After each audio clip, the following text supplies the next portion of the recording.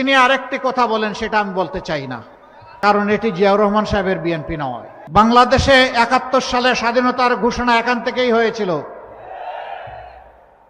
আপনাদেরই এক গর্বিত সন্তান সবার আগে চিৎকার দিয়ে বলেছিলেন, উই রিবল।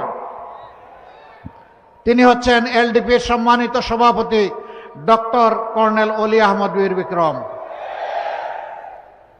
জিয়াউর রহমান সাহেবকে হাতে ধরে সামনে এগিয়ে নিয়ে গিয়েছিলেন। চট্টলাবাসী আপনাদেরকে স্যালিউট।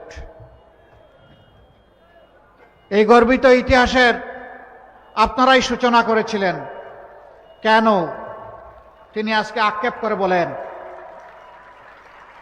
আমি লড়াই করেছি রণাঙ্গনে, আমি জাতীয়তাবাদী দল গঠনে আমি ছিলাম দ্বিতীয় ব্যক্তি জিয়াউর রহমান সাহেবের পরে।